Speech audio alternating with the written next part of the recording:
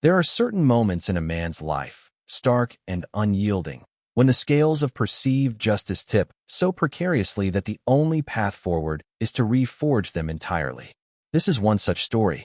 It is not a tale of swift, passionate vengeance, but of a quiet, methodical dismantling. A slow, deliberate reckoning, paid for in patience and meticulous strategy, delivered with the cold precision of a surgeon's blade. My name is not important. What matters is the quiet resolve that settled in my bones the day I realized the depth of the betrayal. What matters is the truth, painstakingly excavated from layers of deceit and self-interest. The stage for this eventual confrontation was set years ago, a tapestry woven from the threads of a tumultuous marriage, a misplaced love, and the unwitting innocence of a child caught in the crossfire. Let me introduce the principal players in this drama. There is, of course, myself, the quiet observer, the man whose patience was mistaken for weakness. Then there is Eleanor, my ex-wife, whose charm masked a profound self-absorption and a troubling capacity for emotional manipulation. She was a woman who navigated life with an entitlement that bordered on delusion, always convinced that circumstances should bend to her will. And then there was Thomas. Thomas, Eleanor's eventual partner, a man who, like a parasite, lashed onto situations where he could exert control or exploit vulnerability, cloaking his inherent sloppiness in a veneer of digital prowess and professional acumen. He was a certified ethical hacker, a skill he believed made him untouchable, a veritable ghost in the machine, a belief I would meticulously shatter. Also central to this narrative are a few crucial allies and victims. My daughter, Sarah, a vibrant spirit whose trust was so grievously broken. Jason, my oldest and dearest friend, a man whose quiet wisdom matched his formidable legal intellect, the proprietor of his own law firm. And finally, Maria, Thomas's ex-wife, a woman whose pain mirrored my own, and whose deep understanding of Thomas's predatory nature would prove invaluable. We also have Eleanor's eldest son, Marcus, a young man ensnared in the relentless grip of addiction, whose presence in Sarah's life would become a dark shadow. Eleanor and I had endured a marriage that, in retrospect, was a masterclass in emotional seesaws. I loved her deeply, with a devotion that blinded me to the subtle, almost imperceptible shifts in her priorities. I see it now, with the cold clarity of hindsight. Her affection seemed to ebb and flow with the tide of our financial stability, the convenience of our shared life. Before we married, she had Marcus. I, too, had a son from a previous relationship, a young man for whom I held full custody, his mother having long since vanished from his life. Our union brought Sarah into the world, a beacon of pure light. I clung to that marriage with the desperate grip of a drowning man, convinced that love, if only nurtured enough, could overcome all obstacles. But the cracks widened, undeniable and irreparable. The quiet disagreements festered into unspoken resentments. The shared dreams fractured into individual aspirations that no longer aligned. Eventually, the pretense became too heavy to bear. We separated. The immediate aftermath was a period of painful logistical contortions. With my son under my full care and my professional obligations requiring a certain degree of travel, I made the decision to relocate to my quiet hometown, several states away. My parents, staunch and dependable, offered the invaluable support of grandparents. Yet, my bond with Sarah was non-negotiable. To ensure I could maintain a consistent presence in her life, I secured a small apartment in the town Eleanor and Sarah still resided in. It was a compromise, a bridge built of longing and responsibility. During this period, I sought Jason's counsel. He was not just my friend. He was an authority in family law, his firm known for its meticulous attention to detail. I asked him to draft a child support agreement. This detail is crucial. We specifically addressed only child support. There were no provisions for custody, no detailed visitation schedules, no intricate clauses governing parental responsibilities. It was a simple, straightforward financial arrangement. For nearly a year, this fragile system worked. I would spend a month with Sarah, my parents caring for my son in my absence. Then, I would return home, and my son would have his month of undivided attention. It was a rigorous, exhausting schedule, but the joy of seeing Sarah, of being a father, made every mile and every sacrifice worthwhile. Then, the financial reality of maintaining two households, split across states, began to bite. It was unsustainable. Concurrently, Eleanor expressed a desire to move back to her own hometown, a city in a different state, but one that was, fortuitously, closer to my own. It seemed like a serendipitous solution. I relinquished the apartment, and she made her move. The new arrangement settled into a rhythm for another 2 years. Eleanor and I maintained a cordial, almost friendly relationship. There were even a few tentative attempts at reconciliation, whispered hopes ignited by shared memories and the desire for a complete family for Sarah. But the fundamental incompatibilities remained. Our differing visions for a future, our disparate priorities, always drove an insurmountable wedge between us. I remained, perhaps foolishly, deeply in love with the ghost of the woman I thought I knew. Eleanor, however, had moved on with remarkable speed, dating almost immediately after our initial separation. I, too, forced myself to venture back into the dating world, though my heart remained an unwilling hostage to a past that would not release its grip. Our relationship, once a tempestuous marriage, transformed into a strained but polite friendship. Then came Thomas. Eleanor mentioned him casually at first, a new man in her life. I knew little, only that he was, she said, a certified ethical hacker. A detail that, in the unfolding tragedy, would echo with chilling irony. As their relationship progressed, Eleanor, in a bewildering display of intimacy, would send me texts about their dates. She even, with a casual cruelty that still stings, texted me the morning after they first slept together. It was a wound inflicted with surgical precision, designed to hurt, to assert a new reality. I, foolishly, tried to maintain the facade of the supportive ex-husband, the good friend. But the poison was already seeping into my core. 6 months into their relationship, the unexpected occurred. Eleanor called, her voice laced with an almost breathless urgency. They had broken up, and, she claimed, she had realized she was madly in love with me, that she always had been. It was the beginning of summer, a time of new beginnings and sun-drenched possibilities. She packed a few suitcases, brought Sarah, and drove to my state, to my home. The plan, she declared, was to spend the summer, to see if we could truly make it work, if this was where they belonged. That summer, it was a mirage, a fleeting glimpse of a stolen future. It was idyllic. All the children, including Marcus, seemed to thrive, a rare harmony settling over our blended household. We enrolled Sarah in a pee-wee cheerleading team, her infectious laughter a constant melody in the house. She made friends, blossomed in the unfamiliar surroundings.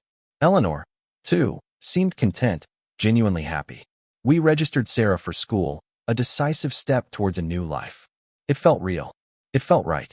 There was only one lingering detail, a small, dark cloud on the horizon of our newfound happiness.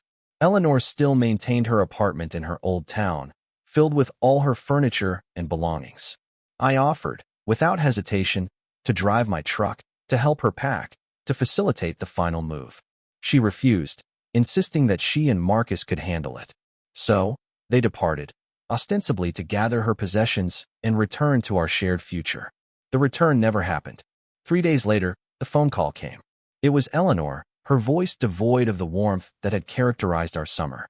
She would not be moving, she announced. Under no circumstances. She and Thomas, she claimed, were deeply in love. They were moving in together. Just like that, the fragile edifice of our rekindled hope collapsed, leaving me standing amidst the ruins. To say I was devastated would be a profound understatement. The emotional whiplash was staggering. I couldn't comprehend the cruelty, the casual disregard for the emotional landscape she had so carefully constructed, then so brutally razed. My love, my hope, lay in tatters. But the true heartbreak, the turning point, was yet to come. Eleanor, in her final act of cowardice, left it to me to deliver the news to Sarah. I remember the exact moment. Sarah, my bright-eyed, trusting Sarah, sat across from me, her small frame radiating anticipation for her mother's return. The words caught in my throat, each syllable a shard of glass. As I explained, as gently as I could, that her mother would not be returning, that her new life here was over, the light in her eyes extinguished. The innocent hope in her gaze transmuted into a look of profound desolation. It was a look that ripped something vital from my chest, transforming my searing hurt into a cold, hard ember of anger. Then, Sarah broke. The tears came, hot and furious, and with them, a torrent of words, a litany of suppressed truths that cascaded into the quiet room. Her small voice, choked with sobs, began to paint a picture of her life with Eleanor and Thomas, a picture so grotesque, so profoundly negligent, that my anger calcified into a righteous, burning rage. She told me things, horrific things, stories of her mother disappearing for days on end with Thomas, leaving an 8-year-old in the care of Marcus, her older brother, who, at that time, was already deep in the throes of his addiction. Sarah, at 8, had been forced to learn how to cook for herself, her meager allowance pilfered by Marcus for drugs. She recounted nights of gnawing hunger, of scrounging for food because Marcus would spend any money left for groceries on his habit, leaving her to fend for herself. And if Marcus wasn't available, Eleanor would resort to an even more chilling option, a convicted felon niece, a woman whose history of criminality was a matter of public record, would be her occasional caregiver. The details emerged, stark and terrifying. Sarah recounted instances where this woman would bring unsavory characters into the house, creating an atmosphere of fear and instability for a terrified child. But the worst, the most profoundly damaging revelation concerned Thomas. Sarah spoke, her voice trembling, about the very first time she met him. He had arrived at their apartment, a cursory greeting, and then, without a word, he and Eleanor disappeared into the bedroom. Sarah, a child of 8, described the sounds that followed, the loud, unmistakable sounds of adult intimacy, echoing through the thin walls. She had stood outside that door, alone and confused, bawling her eyes out, ignored, utterly disregarded by the 2 adults inside. That, she told me, was how she learned about sex. Not from a loving parent, not with careful, age-appropriate guidance, but as a traumatizing cacophony of indifference. 7 years later, she was still in counseling, wrestling with the emotional scars inflicted by that brutal introduction to the adult world. At this point, my anger had transcended into an incandescent rage, a cold fire that burned away every vestige of my former affection for Eleanor, every shred of my former tolerance. The quiet man was gone. In his place stood a force of singular, unwavering purpose. My daughter, my Sarah, was not returning to that hell. Not a chance. I immediately contacted Eleanor. My voice, I recall, was flat, devoid of emotion, yet underlaid with an iron resolve. Sarah was staying with me. There would be no negotiation, no discussion. I would fight her, I declared, to the death if necessary, to keep my daughter safe from the squalor, the neglect, the sheer indifference she had been subjected to. Eleanor's response was swift, predictable, and utterly devoid of self-awareness. Within days, I was served with papers for an emergency hearing in her home state, an attempt to force Sarah's immediate return. The scramble was frantic. Jason, my friend, my lawyer, moved with a speed and efficiency born of deep loyalty. He secured local counsel for me, gathered the preliminary affidavits, and prepared for battle. The hearing itself was a masterclass in Eleanor's self-serving narrative. She arrived late, sweeping into the courtroom with a theatrical sigh, explaining to the judge that her tardiness was due to a disability. It was a transparent ploy, designed to garner sympathy, to deflect from the real issues at hand. The judge, a man with shrewd eyes and a no-nonsense demeanor, listened patiently to both sides. I presented my case, backed by Sarah's harrowing testimony, corroborated by preliminary statements I had managed to secure from worried neighbors. Jason's associate skillfully navigated the legal waters, emphasizing the critical fact that our original agreement addressed only child support, with no provisions for custody. There was no established legal framework binding Sarah to Eleanor. The judge's decision was unequivocal. Given the troubling accusations, the documented instances of neglect, and the complete absence of a formal custody agreement, it was in Sarah's best interest to remain with me. I had won the first battle. A small victory, yes, but a victory nonetheless. The weight lifted from my shoulders was immense, yet beneath it, a new weight settled. The cold certainty that this was just the beginning. My brief moment of relief was shattered within an hour of the hearing's conclusion. My phone began to vibrate incessantly. A barrage of phishing emails flooded my inbox, each one a crude, yet disturbing, attempt to pry into my digital life. Password reset requests arrived for my bank accounts, my social media, even for obscure online forums I barely remembered. Multi-factor authentication codes, unsolicited and unsettling, flashed across my screen. It was an immediate, chilling digital assault. I knew, with absolute certainty, who was behind it. Thomas, the certified ethical hacker. His arrogance, his pettiness, his willingness to weaponize his skills against me were now laid bare. It was a declaration of war. The very next day, the phone rang. It was Jason, his voice tight with controlled fury. His law firm, his email servers, his website, his client databases, even his phone system, all had been compromised. A professional hit. The timing was too precise, too deliberate, to be coincidental. Because his firm dealt with sensitive client data, and because he was currently handling a high-profile case, the hack was not just a local incident. It had attracted the attention of the Federal Bureau of Investigation. The full weight of their actions settled upon me then. They had not merely harmed me. They had harmed my daughter, irrevocably damaging her childhood.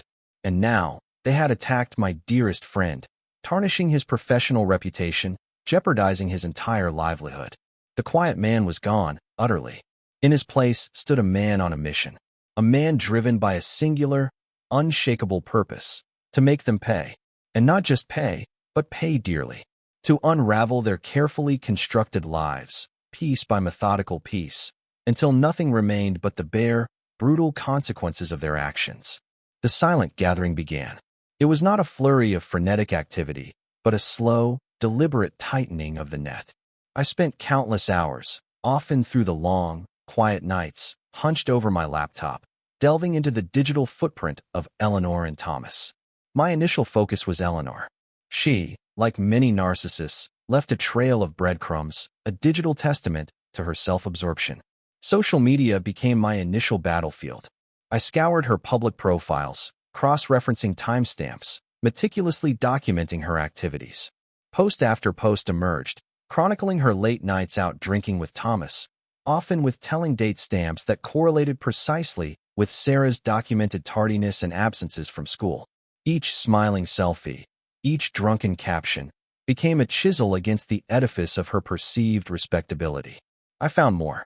Pictures of Eleanor, seemingly carefree, engaged in fun activities with two strange children, not Sarah, not Marcus, but children who were clearly not hers, suggesting a casual indifference to her own daughter's needs, a preference for superficial, performative parenting over genuine maternal responsibility.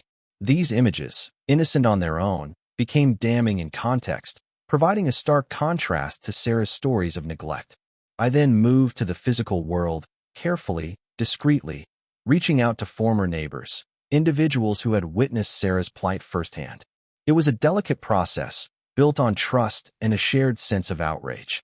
Slowly, cautiously, they began to speak. They recounted harrowing tales of Sarah, a tiny figure, knocking on their doors, sometimes timidly, sometimes desperately, begging for food. They spoke of seeing her alone, often for extended periods, left in the care of either Marcus or the felon niece. Their statements, once collected, meticulously documented and corroborated, formed an ironclad narrative of abandonment and endangerment. I knew, with a certainty that settled deep in my bones, that I could bury Eleanor beneath the weight of her own callous indifference. Thomas, however, was a different beast entirely. His digital presence was a ghost. All his personal accounts, every public-facing profile, seemed locked down, scrubbed clean, or simply non-existent. It was a frustrating, almost maddening impasse. The man who had so brazenly invaded my privacy seemed to have none of his own. I spent weeks, fruitless weeks, searching, hitting dead ends, the digital walls around him seemingly impenetrable. My rage, initially so hot, transformed into a cold, calculating frustration. Then, a flicker of an idea, a thought, whispered from the depths of my subconscious, born from the unique context of his self-proclaimed profession, LinkedIn, a professional networking site. It was an unconventional angle, But Thomas, for all his attempts at digital invisibility, would need some semblance of a professional footprint. The hunch paid off. There it was. A sparse, almost minimalist profile, but enough. Enough to confirm his employment, his certifications. And, crucially, enough to lead me to another name, Maria, his ex-wife. I found her profile, and without hesitation, sent a connection request. It was a shot in the dark, a desperate hope. To my profound relief, she accepted. Maria and I began a cautious correspondence, evolving quickly into an alliance forged in the crucible of shared pain and indignation. She hated Eleanor, with a searing intensity that I soon understood was entirely justified. Eleanor, it turned out, had not only insinuated herself into Thomas's life, but had also, through her own negligence and his, contributed to the abandonment of Maria's children as well. Maria's primary concern, like mine, was the safety and well-being of her kids. Our initial conversations were guarded, but as we exchanged stories, the pieces of a much larger, more disturbing puzzle began to fall into place. Maria unveiled the full extent of Thomas's duplicity and the brilliance of her own long-term strategy. They had recently divorced, and the settlement, on the surface, appeared heavily skewed in Thomas's favor. He had retained the family home, the primary vehicle, the substantial bank accounts, the investments, and was obligated to pay a seemingly lower-than-average child support. But Maria, far from being financially naive, had traded all that immediate monetary gain for something far more valuable: absolute control over her children's lives. She knew Thomas for the scumbag he truly was, his charming facade barely concealing a manipulative, self-serving core. Her singular focus had been to safeguard her children, to build an ironclad legal framework that would protect them from his inevitable moral failings. Their custody agreement was a masterpiece of legal foresight, a labyrinth of meticulously detailed rules designed to ensnare Thomas should he ever stray. And the penalties for violation? They were catastrophic. A single breach of the agreement would trigger a cascade of consequences. He would be forced to sell the family home and split the proceeds evenly with Maria. His child support obligations would immediately double, crushing him beneath an unbearable financial burden. In essence, any violation would result in his complete and utter financial ruin. Maria, knowing his character, had engineered a legal kill switch, patiently waiting for him to trigger it himself. And trigger it, he had. Thomas, in his arrogant blindness, had never bothered to block Maria on social media. In fact, he seemed to revel in tormenting her, regularly sending her smug text messages bragging about his supposedly wonderful life without her. Many of these texts, in a spectacular act of self-incrimination, included pictures of Eleanor, often taken on nights when Thomas was supposed to be caring for his children. These images, collected by Maria with quiet, steely resolve, now constituted irrefutable proof of his violations. We compared notes. We swapped evidence. The pieces of the grand mosaic of their downfall began to click into place.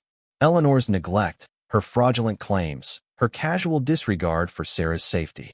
Thomas's digital attacks, his professional misconduct, his calculated violations of his own custody agreement.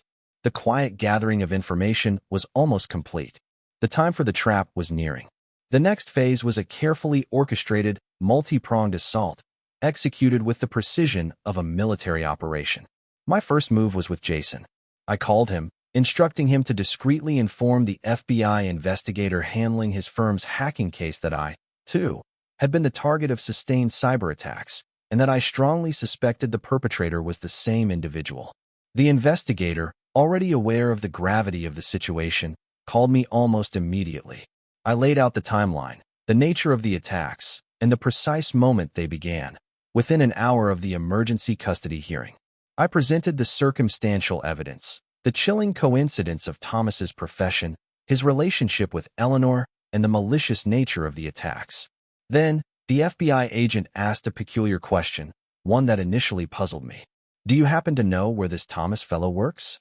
A slow, cold smile spread across my face. Yes, I did. Thanks to Maria, I had his employer's name, his exact professional affiliation. The agent's tone shifted then, a subtle hardening that betrayed a deeper understanding. Apparently, Thomas, the self-proclaimed ethical hacker, wasn't quite as skilled or as cautious as he believed himself to be. The FBI, through their own meticulous investigation, had already traced the origin of the attack on Jason's firm. It led directly back to a specific IP address, to a specific business. The very same business where Thomas was employed. He had, in his arrogance, used his employer's network, his employer's resources, to commit a federal crime. It was a fatal miscalculation. As soon as my conversation with the FBI agent concluded, I placed another call. This one was to Thomas's employer, specifically to his department manager. I lodged a formal complaint, my voice calm, controlled, yet imbued with an unmistakable undertone of gravity. I explained that I had been the target of a sophisticated hacking attempt, that my digital security had been severely compromised, and that I had strong reason to believe that their employee, Thomas, was responsible. Of course, they expressed skepticism. Without concrete proof, it was just an accusation. They couldn't take it seriously, they stated, not yet. What they didn't know, what they couldn't possibly fathom, was that they were mere hours away from receiving a very serious, very official visit from a special agent of the Federal Bureau of Investigation. The following week was an inferno for Thomas and Eleanor. A week of carefully coordinated, simultaneous strikes that would systematically dismantle their lives. First, Eleanor. She was served with the divorce papers, a legal document far more encompassing than any she could have imagined. And her lawyer, a woman who had, no doubt, underestimated the quiet man on the other side, was presented with a dossier of evidence so meticulously compiled, so utterly damning, that even Jason, my seasoned friend, described it as the most complete investigation he had ever witnessed in his career. It was an overwhelming torrent of truth. 40 documented instances of tardiness for Sarah at school, each one meticulously cross-referenced with social media posts of Eleanor's late-night revelries with Thomas. 19 absences, each one a stark testament to her abandonment. Hard proof, undeniable and verifiable, of Sarah being left alone for days at a time, abandoned to the care of a drug addict or a convicted felon. Maria, my invaluable ally, had even provided a photograph, taken at 2 a.m., the night before Eleanor's farcical emergency hearing. It showed Eleanor and Thomas, their faces flushed with alcohol, lounging in a tattoo parlor, utterly oblivious to the legal battle looming just hours away. This was the night, the very hour, Eleanor had claimed a disability had caused her tardiness.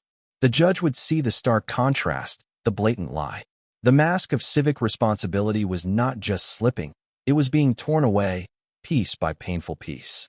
Simultaneously, Thomas received his own summons to reckoning. He was served with papers alleging a catastrophic violation of his entire custody agreement with Maria. My evidence, combined with Maria's own exhaustive documentation, painted a picture of flagrant disregard for his parental responsibilities. We had pictures, time-stamped and geotagged, proving he was with Eleanor on nights when his children were supposed to be under his direct care, leaving them unsupervised and vulnerable. We had proof of direct contact with Eleanor, a clear breach of the specific, restrictive clauses in his custody agreement, clauses designed to protect Maria's children from the corrosive influence of such a volatile relationship. The net was closing, irrevocably. The fallout was, for me, a slow, grim satisfaction. Thomas's professional life imploded with brutal speed. My complaint to his employer, a seemingly isolated accusation, gained devastating credibility when it was followed, almost immediately, by an official visit from the FBI. The special agent, armed with the tracing data and the weight of federal authority, presented an irrefutable case. Thomas, in his hubris, had used company resources to commit cybercrimes. This, combined with an older, previously dismissed complaint of similar hacking behavior, left his employers with no recourse. They fired him, not after a lengthy investigation, but swiftly, unequivocally. He avoided direct legal charges related to the hacking. The FBI, despite their certainty, couldn't tie the digital fingerprints directly enough to him for a criminal conviction. But the damage was done. The word spread, like wildfire through the insular world of IT professionals. A certified ethical hacker, fired for unethical hacking. His reputation was utterly destroyed. No one in the technology sector, a field built on trust and integrity, would ever hire him again. His career, The very foundation of his identity and arrogance was reduced to ashes. Then came the financial ruin. The intricate web of Maria's custody agreement, the one he had so carelessly violated, snapped shut around him. The court ordered the immediate sale of his house, forcing him to liquidate all his investments, his bank accounts. Half of everything, a devastating sum, was transferred to Maria, as per the terms of their agreement. His child support, initially set at a seemingly modest rate, remained unchanged. Not because the judge was lenient, but because, with no income, there was nothing left to double. He went from earning well over $200,000 a year, a salary that fueled his self-importance and enabled his destructive lifestyle, to less than $40,000, eking out a living. The last I heard, the once proud, ethical hacker was stocking shelves at a local grocery store.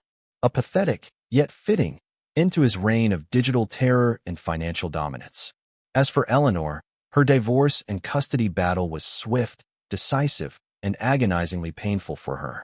The judge, having reviewed the voluminous, undeniable evidence, ruled unequivocally in my favor on all counts.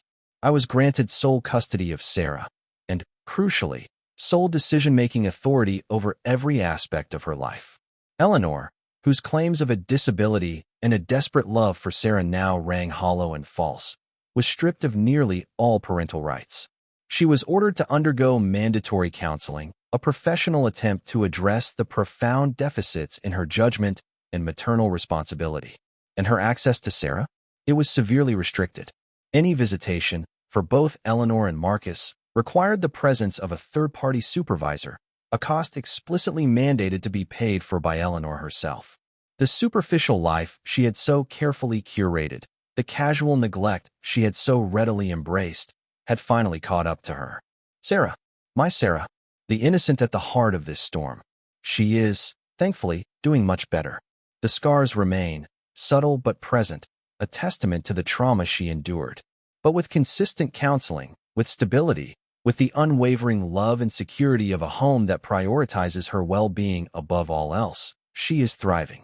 She excels in school, her natural intelligence now unburdened by fear and neglect. She has many friends. Her laughter, once suppressed, now rings clear and true. She very rarely sees her mother, a painful reality, perhaps, but one that has undeniably allowed her to flourish, to heal, to become the vibrant, confident young woman she was always meant to be. The quiet battle had been fought, the justice delivered, and in the quiet strength of my daughter's newfound peace, I found my ultimate vindication. This is not a tale of vengeance born of petty spite, but a stark illustration of the consequences that ripple outward from careless actions, from profound neglect, from the arrogant belief that one can operate outside the bounds of decency and law. It is a testament to the fact that justice, though sometimes slow, often circuitous, can be meticulously engineered and relentlessly pursued. When a quiet man, underestimated and dismissed, finds his back against the wall, when the most vulnerable among us are harmed, the silence can break, not with an explosive roar, but with the cold, deliberate efficiency of a well-oiled machine. It is a reminder that the mask of civic responsibility, the veneer of digital prowess, can be stripped away, leaving only the stark, undeniable truth beneath. And for those who mistake patience for weakness, for those who believe their manipulations are beyond detection, let this serve as a solemn warning. There are always eyes watching, always minds calculating, and sometimes the quietest among us hold the most potent form of justice, waiting for the precise moment to unleash its devastating force.